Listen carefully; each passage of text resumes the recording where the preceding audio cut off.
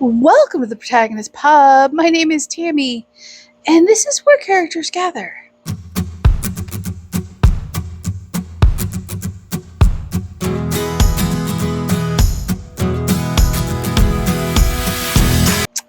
So, it's been a hot minute since I've been here. I thought I would do a little reading update, share my Prime haul, and, pop in and say hi. The break has been very helpful. I am very thankful for the break. It's helped my creativity. It's let me get writing and editing done. So I appreciate all of your patience. Okay, so let's do Prime Day haul first. How's that? Let's do the digital Prime Day haul first. So I actually picked up more books on Kindle this year than I did physical format on Prime Day. And there wasn't any particular reason other than,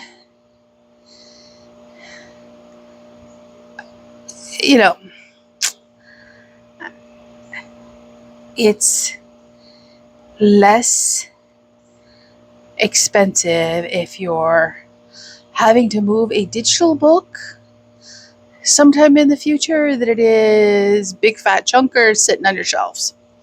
I say this and I did buy big fat chunkers physically. So digital books first.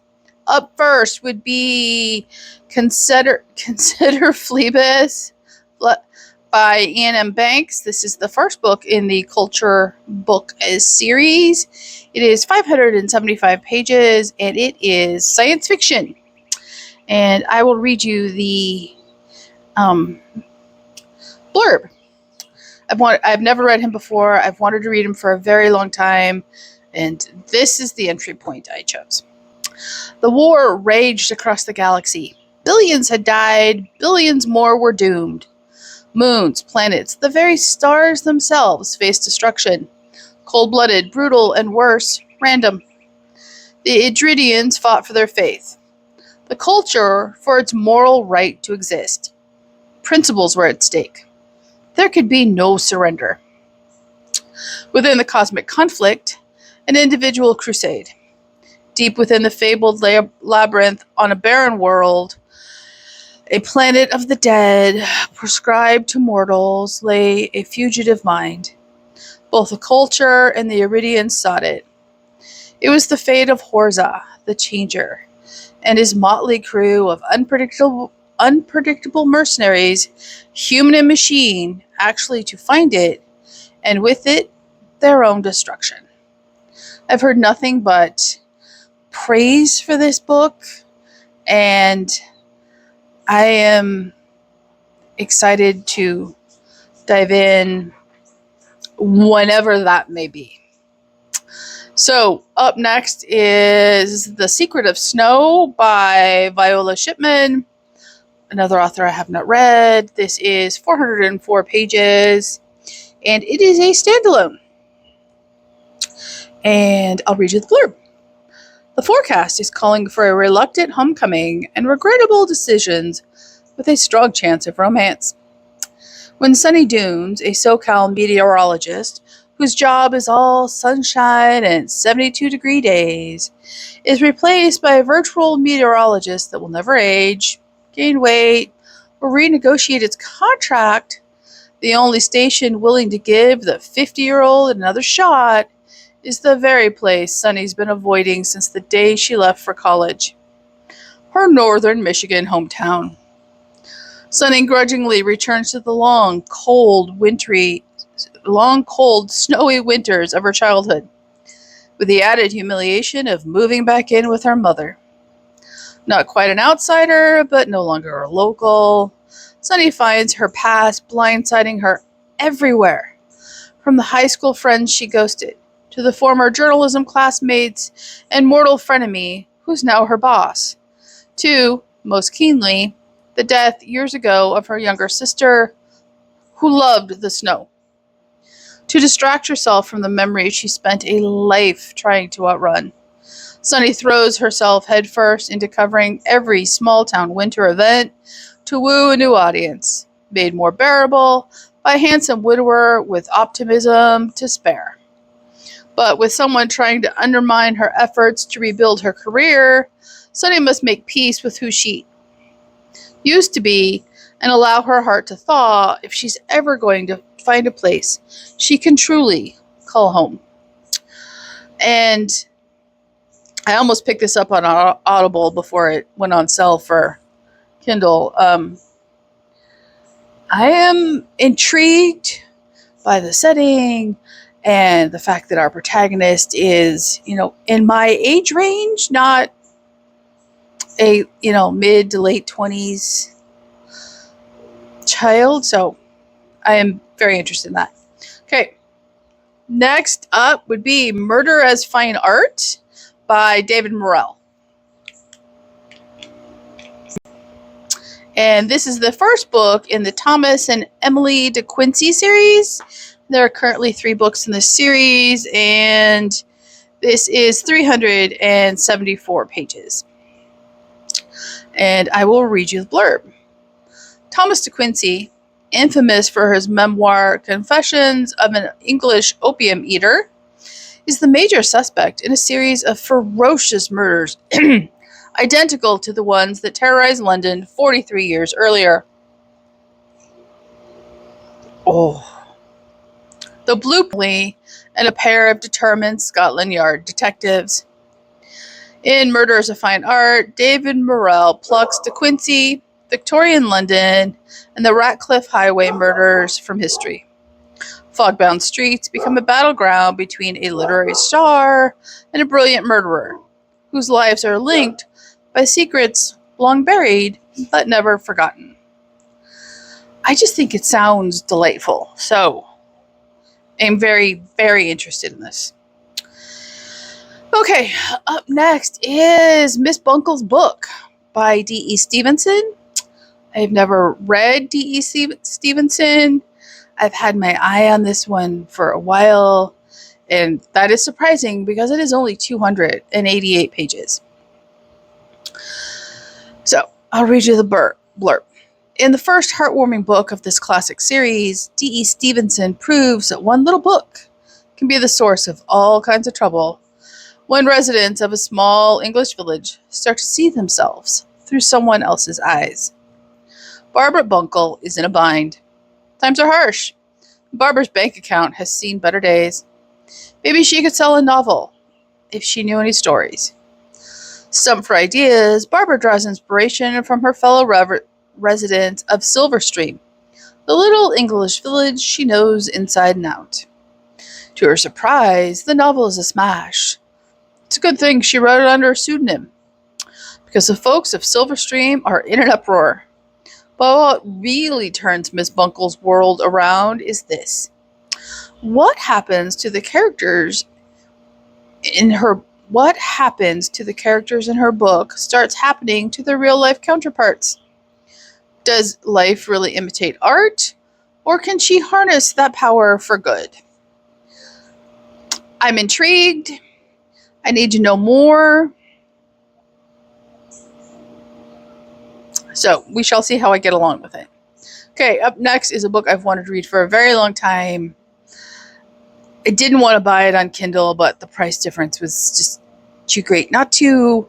That is The Luminaries by Eleanor Catton. It is 853 pages, and it won the Man Booker Prize. And I will read you the blurb. It is 1866, and Walter Moody has come to stake his claim in New Zealand's booming gold rush. On the stormy night of his arrival, he stumbles across a tense gathering of 12 local men who have met in secret to discuss a series of unexplained events. A wealthy man has vanished. A prostitute has tried to end her life. And an enormous cache of gold has been discovered in the home of a luckless drunk. Moody is soon drawn into a network of fates and fortunes that is as complex and exquisitely ornate as the night sky, richly evoking the mid 19th century world of shipping, banking, and the gold rush boom and bust. The Luminaries is at once a fiendishly clever ghost story, a gripping page turner, a thrilling novelistic achievement. It richly confirms that Eleanor Canton is one of the brightest stars in the international literary firmament. Okay, and last up, and I have purchased this entire series. I'm only going to talk about the first book in the series. That is The Road to Paradise, a vintage national parks novel by Karen Barnett, another author I have not read. And this one is 333 pages. And there are currently 3 books in this series. And there's probably only ever going to be 3 books in this series. I'll read you the blurb. An ideal sanctuary and a dream come true. That's what Margaret Lane feels as she takes in God's gorgeous handiwork in Mount Rainier National Park. It's 1927, and the National Park Service is in its youth when Margie, an avid naturalist, lands a coveted position alongside the park rangers, living and working in the unrivaled splendor of Mount Rainier's long shadow. But Chief Ranger Ford Braden is still haunted by his father's death on the mountain, and the ranger takes his work managing the park and its crowd of visitors seriously. The job of watching over an idealistic senator's daughter with few practical survival skills seems a waste of resources. When Margie's former fiancé sets his mind on developing the Paradise Inn and its surroundings into a tourist playground, the plans might put more than the park's pristine beauty in danger. What will Margie and Ford sacrifice to preserve the splendor and simplicity of the wilderness they both love? Karen Barnett's vintage national park novels bring to vivid life President Theodore Roosevelt's visions for protected lands when he wrote in Outdoor Pastimes of an American Hunter, "There can be nothing in the world more beautiful than the Yosemite, the groves of giant sequoias and redwoods, the canyons of Colorado, the canyons of Yellowstone, the Three Tetons, and our people should see it so that they are preserved for their children and their children's children forever, with their majestic beauty all unmarred." I am very much looking forward to this series. I have been to Rainier National Park many times. Thank you for all the dirt, Fireball. So I am looking forward to it. I'll tell you where the other 2 books take place. Let's see. If the laptop wants to connect to Wi-Fi outside, it does not. So, oh wait, there it goes. So book 2 is Yosemite and book 3 is Yellowstone. I've been to all of those national parks. So it will be a trip down memory lane for me, and I am not at all upset about that. So, okay, now let's move on to what I am currently reading. Okay, so what am I currently reading? Let's do the physical books first. Oh, no, wait. First, let's do the Kindle books. I am currently reading, as Fireball is going to bring me her baseball, the first book in the Belmont series by Tamara Alexander, whose title I cannot remember, so trust the book cover. This has been in process for a while. I'm like, I want to say 60% in, and I'm enjoying the writing. It's set in post-Civil War Tennessee, by the way. I'm lost, however. I do not understand our female protagonists' underlying fear that's an ever-present theme, and either I missed something very early on, or it is so subtle that it has completely escaped me. I'm enjoying the writing. I'm enjoying the setting. I don't know why she's so terrified. And thus, I'm very slowly making my way through it. So we shall see. It was a recommendation from Miriam, who I trust immensely. I don't understand why she's so terrified. I don't. And it could just be the fact that it's the whole miscommunication thing, or the failure to communicate trope, and that drives me nuts, as we all know, so that could be playing into it for me. Also in progress is the Unselected Journals of Emma and Lyon, Volume 7. This one is, I believe, the longest one so far. And I'm a quarter of the way through, maybe a third of the way through now. And it's not captivating me. That may have nothing to do with the book. It may have everything to do with the fact that I am not doing a lot of eyeball reading right now. My brain has been so busy writing and editing that by the time I sit down at night to relax,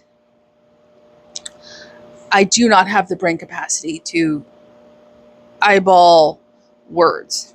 So that is undoubtedly playing into it. I will finish it this month, but it's slower than the other M.M. Lyon books have been for me, so stay tuned. Okay, now let's do the talk about audiobooks. I have been reading a lot of audiobooks. Specifically, the Cork O'Connor series by William Kent Kruger. They go off Audible Plus on the 22nd of July. And by the time they go off Audible Plus, if I keep on track, I will be current, except for the 20th volume, which I will spend a credit to get, and then the 21st book in the series releases at the end of August. So I'm not going to talk about the books in great detail. I'm going to talk about the series in detail here. And I'll put the covers as I talk about the series. So the series, I've read books 1 and 2 physically several years ago and fell in love with it. The series takes place in the Iron Lakes region of Minnesota, which is in the northern part of the state. I have been there. It is gorgeous. And our hero of the series is Corcoran O'Connor. He is part Ojibwe and part Irish, and that duality of his genetics plays a key role in his relations with the white community and his relations with the Indian community. And Cork is married.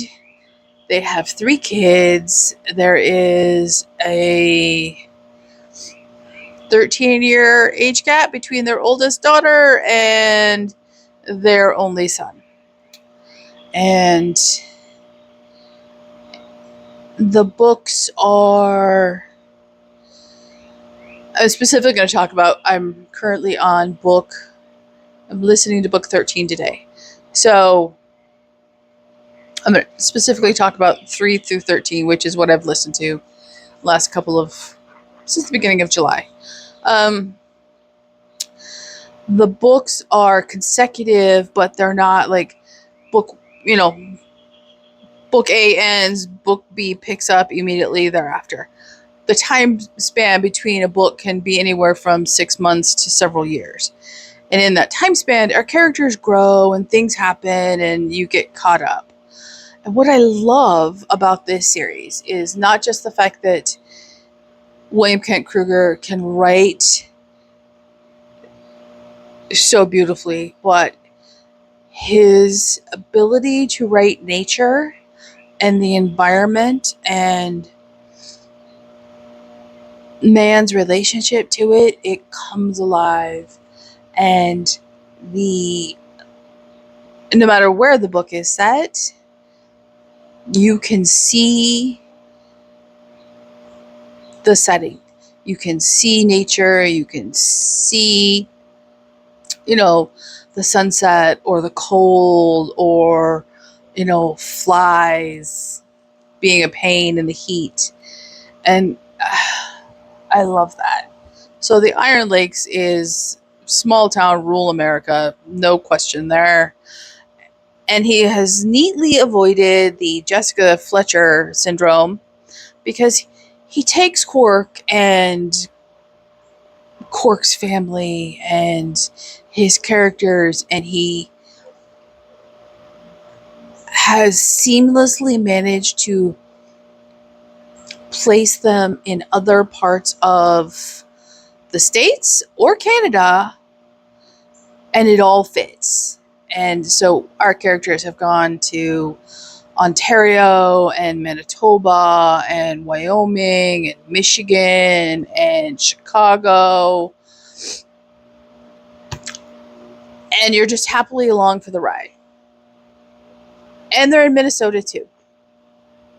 So he has avoided turning Aurora, Minnesota, where Quark and his family live, into just, this hub of murder over 13 books, which I am deeply, deeply appreciative of.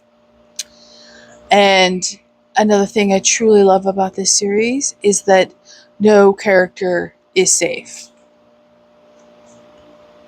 It doesn't matter if it's the, Quark's 7-year-old son or Quark's wife or a tribal elder.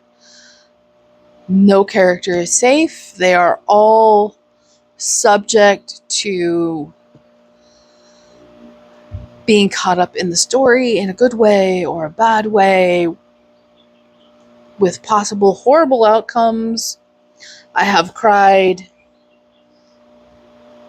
at least once in listening to these books because it was so emotionally moving, and I couldn't believe he killed somebody off. And hang on, fly. The series is beautifully narrated, and I will tell you that there is swearing in the series. It is all situationally appropriate. I would swear in the character's shoes, maybe not as not the same words, but I would still swear in the situations in which it occurs. And don't get me wrong, they're not like, it's not a, constantly swearing kind of series, but it does occur.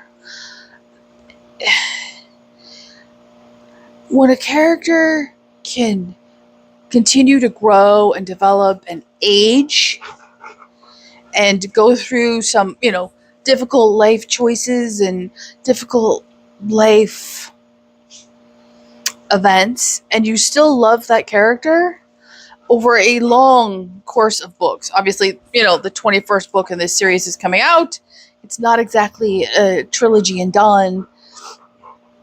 It's fantastic. And, when the series starts out, Quark is sheriff, and then he's not sheriff, and then he's sheriff, and he's now a licensed PI, and that's what he does. And I cannot say enough good things. I truly cannot.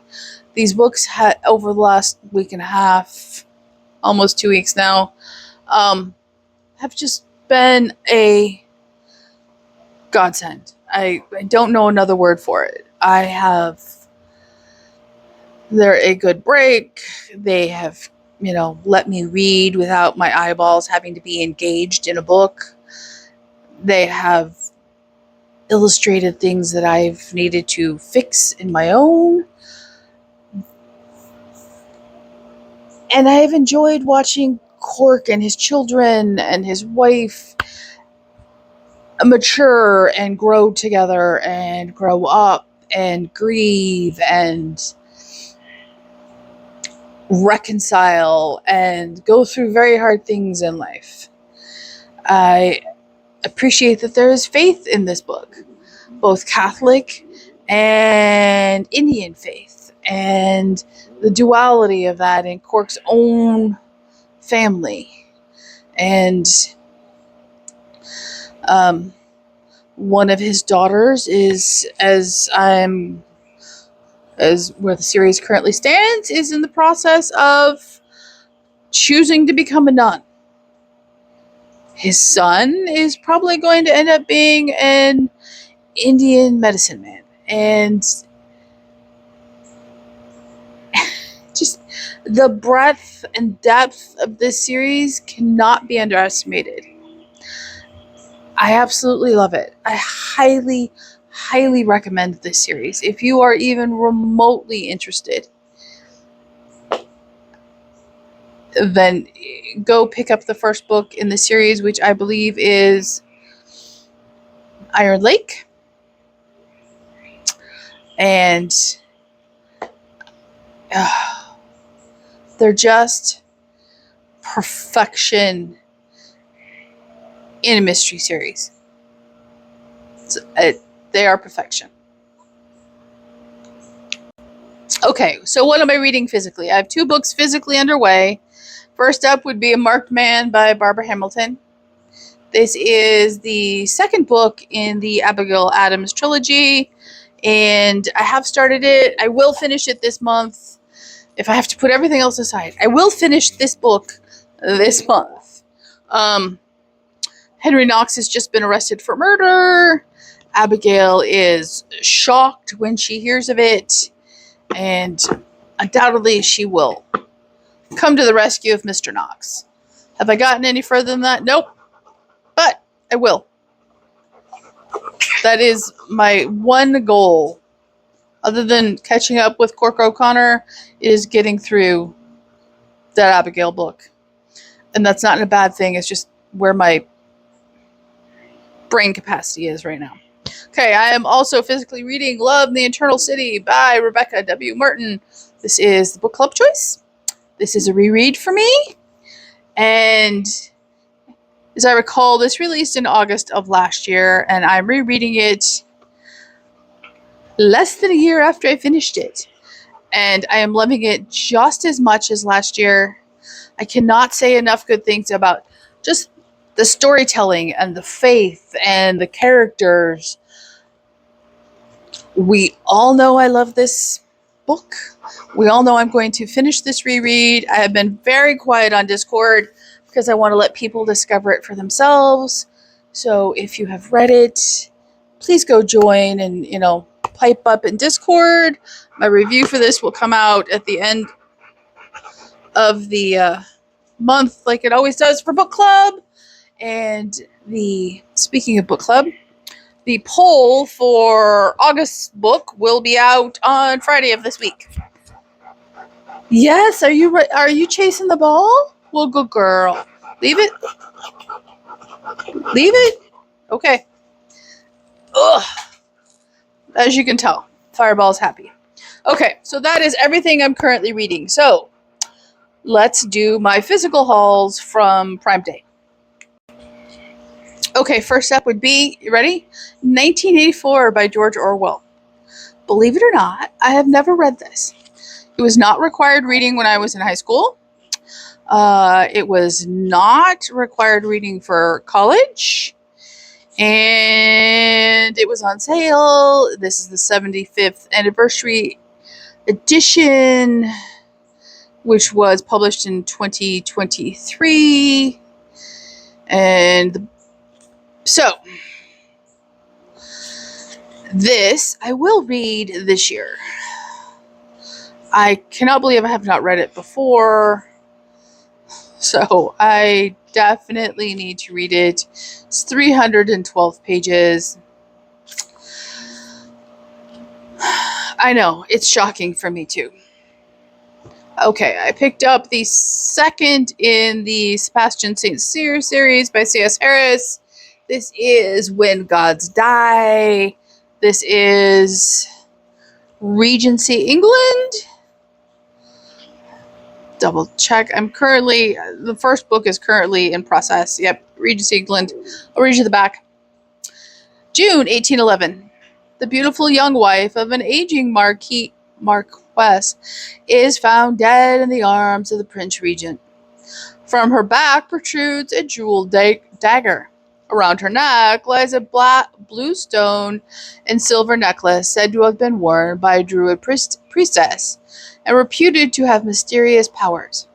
That is, until it was lost at sea with its last owner, the mother of Sebastian St. Cyr, by Count Devlin. Shadowed by rumors of his dark past, Sebastian is lured into a dangerous investigation of the Marchioness's death and his own mother's uncertain fate. Aided by his actress lover and pickpocket servant, he follows a twisted trail from a seaside palace to London's most depraved slums. As Sebastian edges closer to the truth, and one murder follows another, he confronts a conspiracy that imperils those nearest to him, even as it threatens to bring down the monarchy. And I know, shocking, it's mass market paperback, but that's all they come in. And I'm truly enjoying the first one. I didn't bring it out here. And I love the cover. I don't know if it's showing up really well outside, but I love the cover. Okay, so next up, I bought 2 books from this author. Second book hasn't arrived yet. So the author is Andy Weir. The first one is The Martian. I also picked up Project Hail Mary. Based on we saw the trailer for the movie, which is releasing next year. And Dave and I are both like, oh. He's like, go read the book. I'm like, okay, I don't own the book. He's like, go buy the book. So I bought the book for Project Hail Mary. I'll link the trailer in the description box. So I will read you the back of The Martian. Surprisingly, I haven't read it. 6 days ago, astronaut Mark Watney became one of the first people to walk on Mars. Now he's sure he'll be the first person to die there. After a dust storm forces his crew to evacuate the planet while thinking him dead, Mark finds himself stranded on Mars' surface, with no way to signal Earth that he's alive. And even if he could get word out, his supplies would be gone years before a rescue could arrive. Chances are, though, Mark won't have time to starve to death. The damaged machinery, unforgiving environment, or plain old human error are much more likely to kill him first. Armed with nothing but his ingenuity, his engineering skills, and a gallows sense of humor that proves to be his greatest source of strength, Mark embarks on a dogged quest to stay alive. But will his resourcefulness be enough to overcome the impossible odds against him? And this can be considered epistolary because they are all log entries.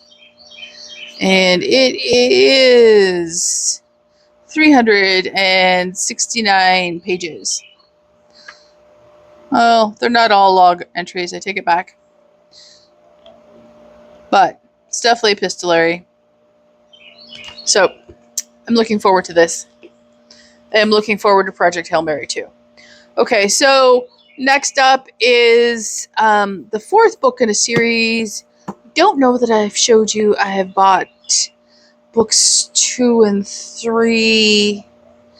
I have, spoiler alert, when I do my third quarter haul, it'll be in there if I haven't talked about it yet. So that is Caesar's Women by Colleen McCullough. This is the 4th book in the Masters of Rome series, and I'm slowly acquiring these. They need to be physically read, in my opinion. I'm trying to find the example here. I just saw it. Because there are things like maps and floor plans and sketches littered throughout the book. And personally, I just find those much easier to access physically. I can tab them up and refer back to them when I need to, versus, trying to bookmark where I am in a Kindle. And it's just easier physically. So I'll read you the back of this. Did I tell you the name of the book? It's Caesar's Women. His victories were legend, in battle and bedchamber alike. Love was a political weapon he wielded cunningly and ruthlessly in his private war against enemies in the form. Genius, general, patrician, Gaius Julius Caesar was history. His wives brought him influence. He sacrificed his beloved daughter on the altar of ambition. He burned for the cold-hearted mistress he could never dare trust. Caesar's women all knew and feared his power. He adored them. He used them, destroyed them on his irresistible rise to prominence, and one of them would seal his fate. She has this giant epic series fittingly entitled Masters of Rome. This is one of the shorter books in the series, not counting the author's note and the glossary. This one comes in at 823 pages, and it's one of the shorter books. Haven't started it yet. I love Colleen McCullough's writing, so I'm not worried about it from that perspective, but I have to lay my hands on the remaining books in the series, which appear to have different covers, and that's going to drive my brain crazy. So, we shall see. Okay, so the last book I bought is The Source by James Michener. This was published for the first time before I was born, so it's older than me. And I'll read you the back. In his signature style of grand storytelling, James Michener transports us back thousands of years to the Holy Land.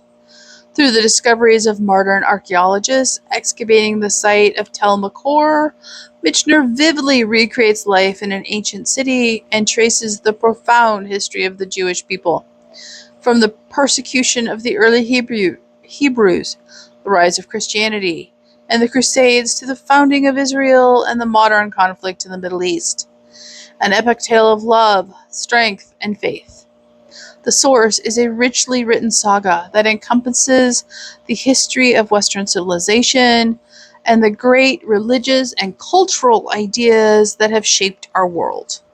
So this was published for the first time in 1965, and it comes in at 1,080 pages.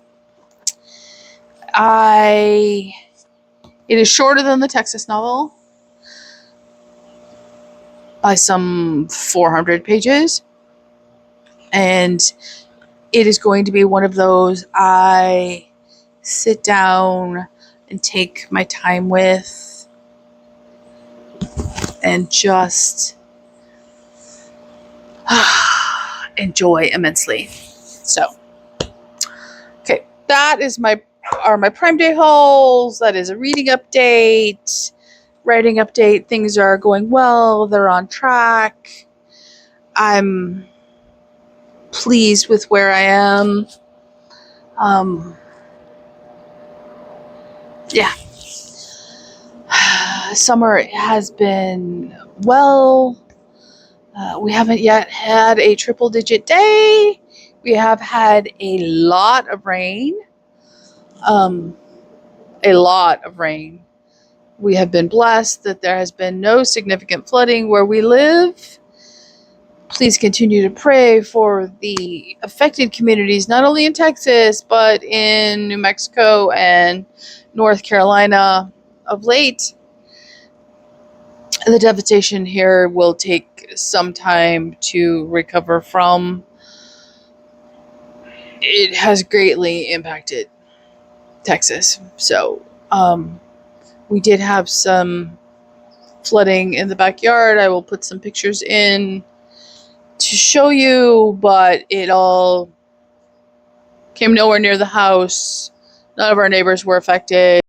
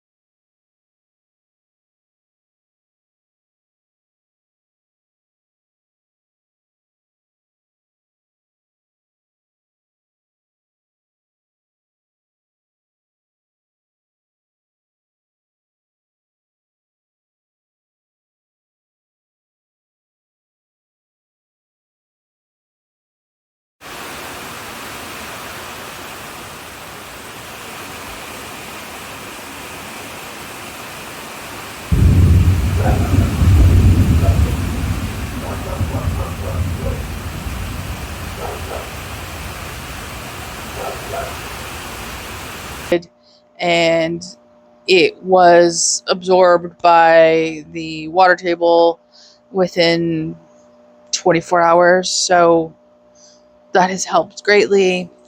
Our yard is no longer, cracked from drought, which has been nice. So, okay, that is life update. That is reading update. I hope everybody's summer has been enjoyable. I hope everybody is going to go pick up Love in the Eternal City and join us on Discord. Look for the poll to come out on the community tab on Friday. And I will undoubtedly be back with another video, if not later this week, definitely next week. So, enjoy your summer. Leave a comment down below, like and subscribe, and I will see you here next time. The Protagonist Pup.